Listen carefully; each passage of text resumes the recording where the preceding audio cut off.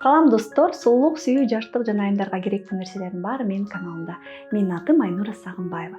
Ушул айдагы түшкөн видеодон түшкөн каражаттардын баары Баткендеги окуялардан жабыр тарткан үй бүлөлөргө которулат. Менин каналыма сессиз катталып видеолорду көрсөңүздөр болот. Жай келди, ысып атабыз, тердеп атабыз, сууну көп ичип атабыз. Анан эң чоң көйгөй кайсы? Албетте, ашыкча тердөө.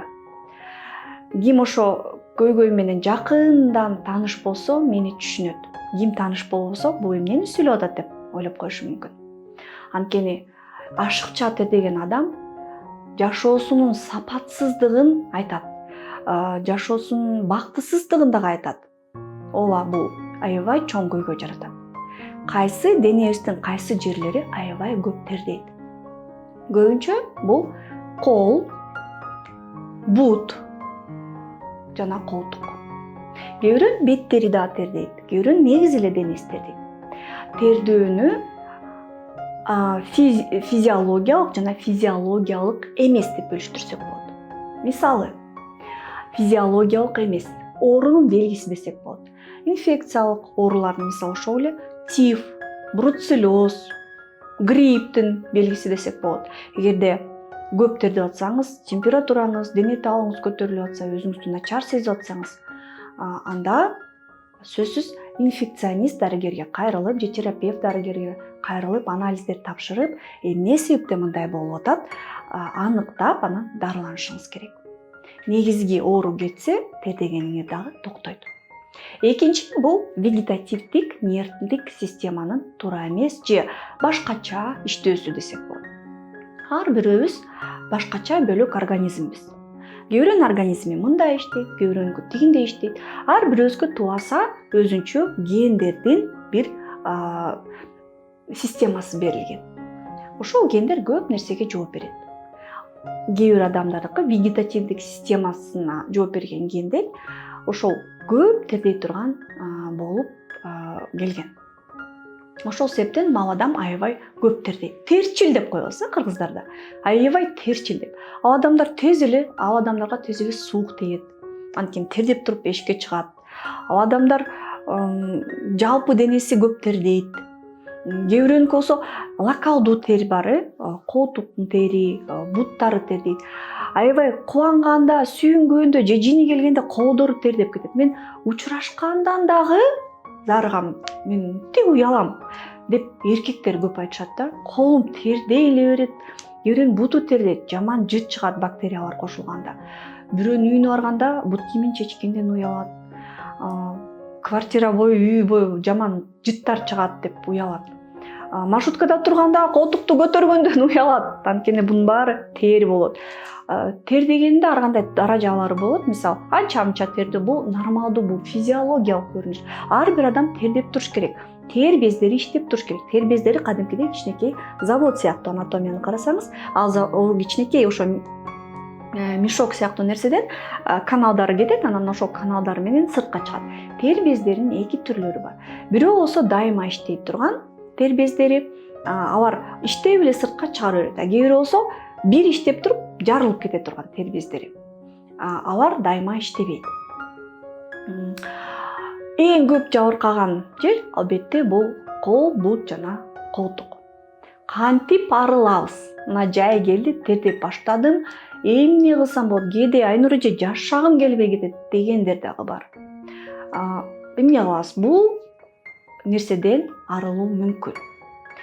Тез эмес, өмүр бою эмес, дайыма ошо дарылоону кармап туруш керек, бирок көп пайыз ошол көйгөйдөн кутула алсаңар болот, урматтуу достор.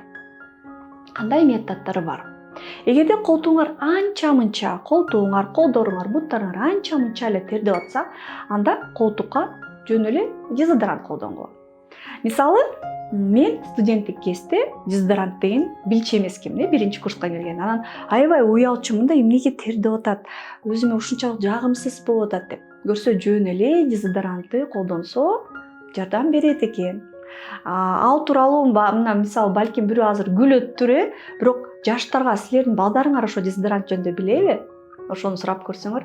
Өспүрүмдүк куракта жаңы өзүнө ишеним пайда болгон, процесс башталган, жаңы адамдык личностное формирование деп коет. Ошол процесс болуп аткан учурда өспүрүмдө аябай көп комплекс болот. Ошондо балдарыңарга тердөөдөн кантип арылсак болот, кантип гигиена сактасак болот, ошол тууралуу түшүндүрүп берген өтө маанилүү нерсе. Тез-тезден жууп туруш керек. Колду, бутту, колтукту. Эгерде жүндөр болсо, ашыкча, түктөр болсо, аны кырып алып туруш керек. Анткени ошо түктөр эле нымдуулукту сактап, бактериялар кошулса аябай жагымсыз жыт болот. Үчүнчүдөн, колтукка атайын дезодоранттар бар. Бутка, колго атайын присыпкалар бар жана дезодоранттар бар. Эгерде бул нерсе жардам бербей атса, дагы бир нерсени унутуп койдум. ХБ натуралдуу чыттардан же болбосо леондон жасалган кийим кийиш керек. Анткени синтетика нымдуулукту чыгарбай өзүнө кармап, тердөөнү күчөтөт. Бутка ХБ носкини күнүгө алмаштырыш керек. Жууп, кайнатып, аябай ысык сууга жууп, кайра жайыш керек. Бир кийген носкини экинчи кийсе болбойт.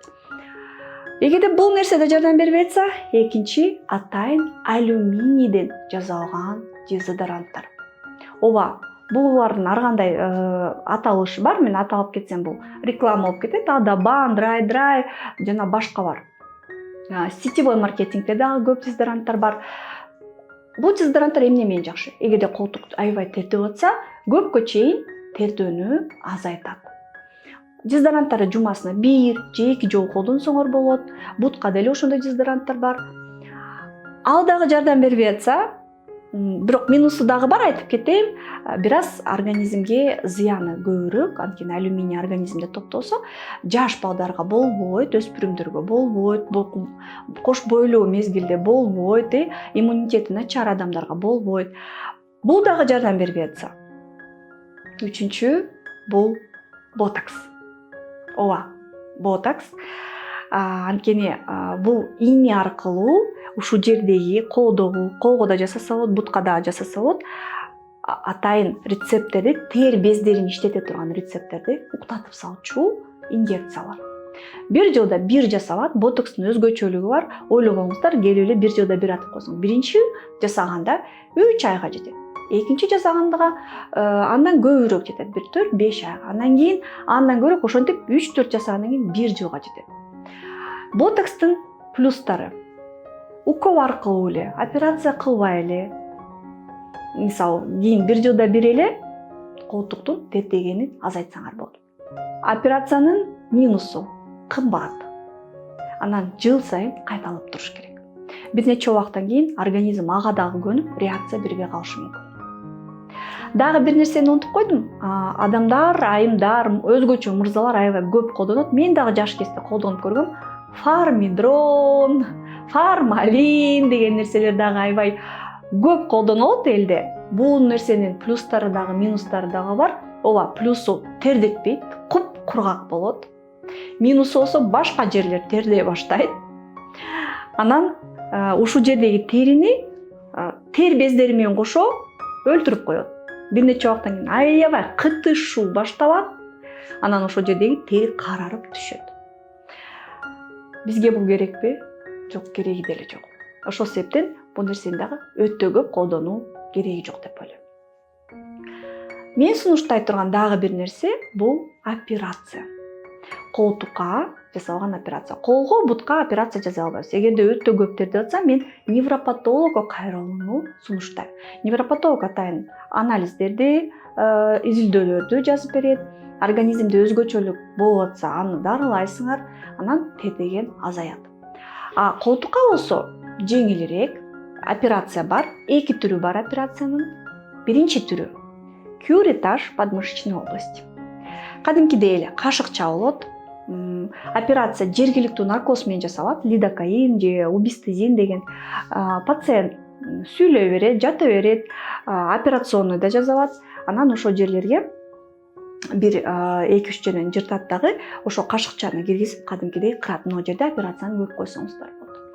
Кырат, теринин астындагы жайгашкан тер бездерин баарын кырып салат дагы, бир нече пайызын кырып салат дагы, кайра ошо жыртыкча бар тийип коет. Операциянын плюсу көпкө чейин тердебейт. 100% деп айта албайбыз, анткени канчалык тер безиңер бар эч ким билбейт. Бирок көп эсе токтойт. Экинчиден, эч бир жанагындай шовсуз, рубецсиз, тырыксыз тез айыгат. Эч ким билбейт операция жасаганыңарды. Бир нече убакыттан кийин бат эле айыгып калат. Ботокска караганда мөөнөтү узагыраак болот. 4-5 жылга чейин операциянын жыйынтыгы сонун эле кене жетет. Минусу бул баары бир операция. Эгерде силердин анестетикке аллергияңар болсо, мисалы ошол эле лидокаинге аллергия болсо, анда ал операцияны жасай албайсыңар. Экинчи түр операция бул иссечение аксиллярной области. Ошол жерди кесип алып салуу. Операциянын плюсу эң эффективдүү метод. Анткени тер бездери менен өмүр бою алып салабыз. Бирок плюсуна караганда бул жерде минусу көп. Эмне себептен ушул жер колтук болгондон кийин биз деле бул операцияны аябай көп жасачубуз, кийин сунуштабай калдык. Анткени колтук деген дайыма кол көтөрүлөт экен. Каалайбызбы, каалабайбызбы? Ушул жерге тигилген жери болсо, баары рубецин тынч калтыра албайт экенбиз. Эми ким бир ай монтип жатып бере алат? Эч ким жатып бере албайт. Ошол себептен дайыма ачыла берет экен жарасы. Ачылган соң рубец, тырык өтө чоң болуп калат экен. Айымдарга сунуштабайм. Кээ бир эркек мырзалар мейли мага баары бир өмүр бою кутулайымчы, мынабакка чейин деле тырык болсун, мейли дегендерге жасайбыз, бирок өзүбүз каалообуз менен эмес. Урматтуу айымдар, мырзалар, тердөө бул чоң көйгөй, анын үстүндө комплекстүү иштеш керек. Жалаң гана пластикалык хирургдар эмес, жада калса психологдор, невропатологдор да иштеш керек. Бул жерде гигиена өтө маанилүү. Сиздер толук маалымат алыш үчүн клиникага кайрылышыңыз керек, адистерге кайрылышыңыз керек. Кимге бүгүнкү видео жакса, комментарийде дагы суроолорду жазып койсоңуздар болот. Эң көп берилген суроого сөзсүз видео тартам. Лайк басып коюңуздар, видео менен бөлүшүңүздөр жана менин каналыма албетте катталыңыздар.